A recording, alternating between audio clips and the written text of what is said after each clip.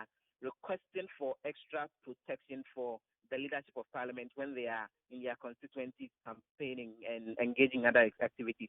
And the response from the police was that the security agencies will not be able to provide that security. So generally in the conversation here in parliament, MPs are asking that it's about time that the police took their security a lot more seriously because they made that effort to gain extra security, which the police have actually shut down in times past.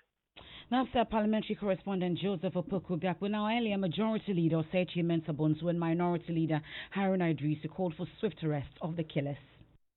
Ministers, they come when they are appointed, we offer them protection. Why can't we do the same for the members of parliament? We should recognize that all fingers are not the same. We should recognize that. And yet we have people perhaps informed by envy or jealousy or whatever. The members of parliament are not different from us. They are representatives, so leave them. I know ultimately our protection is in the hands of God. However, sometimes, as I said in Akan, you say, in other words, it is the fear that the animal injects into people that wards off intruders. So sometimes the mere presence of a policeman would ward off such intruders. I believe Speaker Michael Kwe today will convene an emergency meeting of the leadership to see what is it that can be done. The Inspector General of Police will have to move in full force to commission an investigation into the circumstances leading to the death of our colleague, a fine gentleman. But we want justice to be done for the regrettable and unfortunate tragic loss of our friend and colleague, the Honorable Eko Hayford. You heard the Minority Leader Haruna Idris and earlier Majority Leader Osechi Mensah-Bonsu. So now the police have issued a statement on the matter. Head of our security desk, Gifty Andwapia, joins me in studio with details. What does it say, Gifty? Emefa, before I go to what it says, it's important to note the differences in eyewitness accounts that we've heard so far. There have been accounts suggesting that this is a suspected assassination. Others are suggesting it's a pure robbery and hatred of a certain class of people. But the police statement gives us a clear idea of what theory the police is working with. The statement is captured as Mankesim Abeaze Abakrom robbery and murder. So the police is treating this as purely a murder case. It says that the Inspector General of Police, Mr. James Opombueno, has dispatched special investigators from the homicide and anti-armed robbery units of the CID headquarters to support the Central Region's crime scene team to solve the alleged robbery incident and murder of Member of Parliament for Infantsiman, and it quotes his name. They say it goes on to say that the IGP is offering a reward of 20,000 Ghana cedis to any person who gives credible information that will lead to the arrest of the perpetrators. In the meantime, the police administration says it commiserates with Ghanaians, particularly family members and constituents of Honorable Eko Kwansa, while it is urging the general public to remain calm and support the police in the investigation of this case.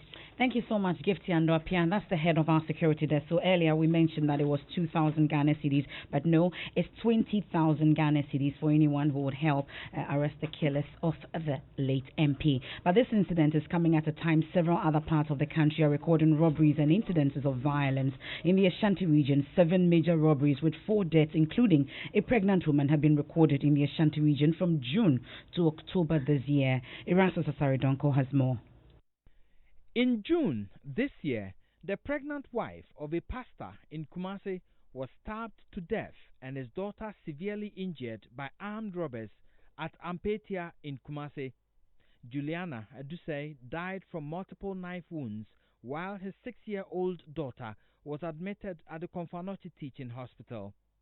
Sources say the 31-year-old woman, who was 7 months pregnant, died when the armed men reportedly stabbed her when she attempted to save her daughter. In July this year, Mark Amufa, a caretaker at the Seventh-day Adventist Church at Bantama, was gunned down at the church's main gate. He sustained gunshot wounds to his right chest and was pronounced dead at the Konfanochi Teaching Hospital. A 4-member gang on motorbikes reportedly trailed the deceased, who had just returned from the bank, to the church's main gate. On August 12, 2020, a 44-year-old pastor with the Jehovah Nissi Church at the Jeso, Pastor Maxwell Atakra was gunned down in front of his pregnant wife and children at his house at Santasi Enyinem in Kumasi. Also in August this year, suspected armed robbers gunned down a mobile money vendor at a Joso Onye in the Ashanti region. Owusu Ejei, believed to be in his early 30s, was reportedly shot in the chest with an AK-47 rifle and robbed of his earnings at his duty post. In what has been described as a well-orchestrated robbery, a gun-wielding hooded gang in September this year ambushed a bullion van and opened fire, killing one person and injuring the two escorting police personnel on board. A cashier identified as Atakra, who sustained gunshot wounds, died in the process of the attack, while another person, Enchubo Siakon, also on board the van, sustained gunshot wounds and was admitted at a hospital. On 4th October, highway robbers fired into a VIP bus and other vehicles when they attacked commuters on the Kumasi-Accra road. The driver of the VIP bus, identified as Owusu, and passengers on board narrowly missed the bullets that penetrated the bus. But he tells Love News passengers on board other vehicles that were attacked just after the Lindador rest stop sustained severe gunshot wounds. A National Democratic Congress NDC campaign team was attacked 3 days ago by armed robbers at Ejretia in the Efija Kwabre district of Ashanti. 2 members out of the team of 5, including the regional deputy secretary Sawadogo Mahmood, was severely beaten by the robbers. The victims were part of NDC's Alex Moulds campaign team touring the Ashanti region when the incident occurred on Wednesday. Erastus Asari Donko's report, we know that there are similar incidents also in the eastern region. Let's bring in security analyst Colonel Festus Abuaji, retired. We're grateful for your time here on the Midday News. So just yesterday, you've heard my colleague Erastus Asari Donko recount the incident that occurred involving the NDC campaign team. They were attacked by gunmen. Now we're hearing about the death of the MP, who was also attacked by robbers. We know that there are checkpoints on our roads, but what are we doing wrong and how do we deal with this issue? Well, first of all, thanks for having me, and let me join all the others who have expressed very sincere condolences to the bereaved families in recent times. I think your reports show clearly that we have a moral dilemma. On the one hand, I agree that certain individuals, personalities in this country must be accorded a higher level of security. But that higher level of security must not be to the exclusion of security for the general populace. So the fundamental argument will be that the state, i.e. the police and other security agencies, are able to afford reasonable levels of protection to all citizens. And in that context, my concern is that we're not being consistent in our fight to combat crime. When incidents like this happen, then you have the chorus. Then you have responses from the police and certain segments of the society, including Parliament. But when it subsides, then we all go to bed. We're not seeing the police service proactively looking for criminals and proactively looking for the millions of weapons that are at large, illegal weapons in circulation within the country. We've not been very consistent with the roadblocks and checkpoints. By the way, once roadblocks become static, they are predictable. So anybody who wants to commit crime knows where these points are, and will find other places where there are no such checkpoints in the immediate vicinity. So the element of patrolling by a wide range of other means, mobile patrols using vehicles, mobile patrols using motorbikes, mobile patrols using even bicycles. And as I've suggested elsewhere, in Europe, mobile patrols by police officers on horseback. In this country, we have come to accept that patrols can only be done in vehicles. So when the vehicles are now probably being assigned to other administrative and welfare duties, then that comes at the detriment of operations. So there is a lot more that we need to do. And one of them, besides what I've suggested, is a crime intelligence. I agree with the police perfectly that we are never going to be able to have police in sufficient numbers, even if we reach the UN target of 1 to 500 or whatever it is. That will still not be enough. Well, that's Colonel retired Festus Abuaji. He's a security analyst, bringing us more on this. This is a conversation that will definitely continue in our subsequent bulletins. But in the other incident in the northern region, correspondent Martina Bugri reports gunshots have been raging at Patinga in the Gushegu municipality since 2 a.m. and was still raging since the last update that we had with Martina. She'll join us shortly, but listen to her. Police are yet to give us the details, but I've been speaking to residents in the area, and we are told that it started around 2 a.m. They started firing gunshots, then they started burning the palace. And there was a heavy downpour, and that curtailed the activity. That's Martina Bugri earlier. Now she joins us live with updates. Martina, what's the situation now as we speak? Well, it's been brought under control, but not by the security. I'm told that the security is yet to arrive in the community, but they've ceased fire for now. And I must say that this Patinga issue has been one of the key conflict areas in the northern region, and it's raged on for several years now. Earlier this year, there was a dispute in which some people were killed, houses were burnt, people were displaced.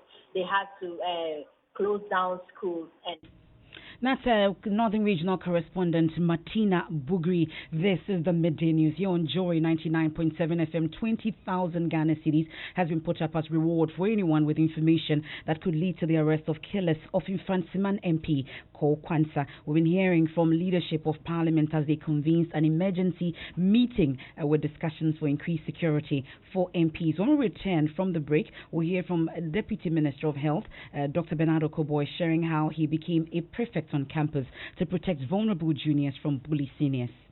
The guy who, in fact, made me not want to go to prefect was my hall prefect. As for him, what did you do for him? What did you do? What's his name? He made life very difficult. And later also we'll hear about the mood after Priscilla Legon was announced the winners of the 2020 National Science and Maths Quiz after beating Adisado College and Opokuwari to become 6-time winners of the competition. That's after the break. Welcome the 2020 champions, Priscilla Legon!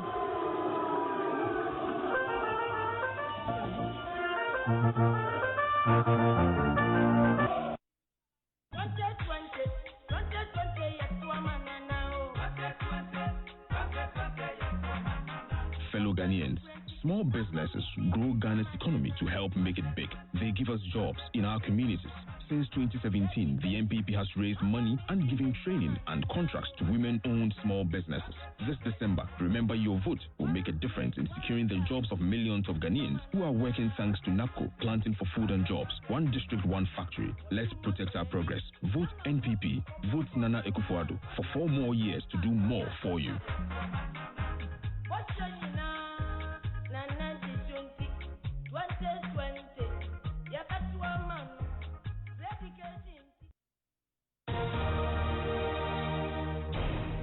Thanks for staying with us here on the Midday News. Let's do sports. Hans-Man Sando. Emefa Apawu will be missing 4 players ahead of tonight's friendly game against the Black Stars after the 4 tested positive for COVID-19. The game will go ahead despite this development. The focus, however, will be on head coach C.K. Akono, who takes charge of his first game 9 months after he replaced James Kwesi Appiah. There is more in the following report.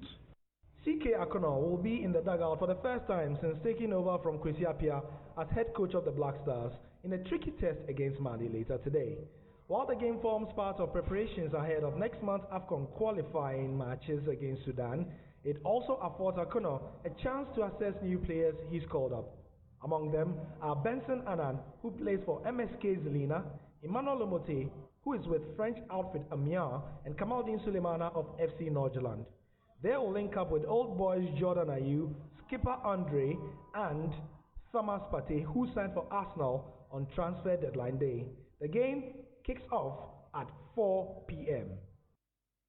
So 4 p.m. is the kickoff time in Antalya, the friendly game between Ghana and Mali. That's your sport. Thank you very much, Hans. Now, everyone has a reason for going into politics, but often those in it are criticized for joining only for the money. But for Deputy Health Minister Dr. Bernardo Koboy, who started as a student politician, something else was the motivation. He's been speaking on Personality Profile. I got to Presec, and because it's a modest background, all my fees, every time my mom goes for a loan from ADB. So when she gives you the loan, her only comments will be, as you go, take good care of this money. If it gets missing, don't come home again. That's the end. So when you get the fees, you make sure you protect it well. And because I knew the challenges at home, I befriended folks who had parents that could afford textbooks and all that. And I was borrowing a lot of books. And by the time you went to school with no textbook? No. But if you have to get a loan to pay your fees, I had to get into the SRC because I saw one or two guys who had become prefects, and I wasn't too sure about their behavior. I knew that they were worried the boys. So I actually got into politics because I wanted to protect the vulnerable. Wow. And that has always been my motivation. It wasn't about the perks of being an SRC executive, because I know back then when you were an executive, you had a special room, you had some Form 1 boys to bring you food from the dining hall and whatnot. I saw some guys, like I said, I knew them, they were friends, and I knew they were quite, some were cantankerous. That's Deputy Health Minister Dr. Bernardo Koboy. Interestingly, he was a contestant in one of the National Science and Maths Quiz competitions, and he's an Odadie, and his school won the competition yesterday. The newly crowned champions won the Super Morning Show, shared memories of the final moments of the competition. When it got to the riddles, I just closed my eyes. I was praying. I said, "Hey God, don't forget us." Like when he pressed them, my heart sank. And I was like, "Oh God." Then he mentioned the answer and it was wrong. I was like, "Yes." At that point, we didn't know the answer. Once they missed it, the answer didn't matter. It didn't matter. It was much more difficult than the semi-finals, but the level is supposed to go higher, so it's okay. My exciting moments would be in the semi-final speed race. One question that I answered, 26.0 seconds. It was just so nice. How we had the answer so fast. Even the quiz mistress commended us for our efforts. My most exciting. Oh, the contestants of the National Science and Maths Quiz, the winners actually, the champions. And on Twitter agenda, let's celebrate 6 still active, as President Akufo-Addo has congratulated the school, saying he cannot wait to welcome the contestants to the Jubilee House. And I've seen all kinds of artworks, X or Daddy and all that. Okay, I'm no affiliate of Daddy, but at one, Amele, are you? What's happening? Well, the Registrar General begins payment of locked up funds to investors of liquidated fund management firms. And that's coming up at 1. And when we return from the break, Dr. Mensel Tabil has win part 3. I am Emefa Apawu. There's more news when you log on to myjoyonline.com. Enjoy your weekend.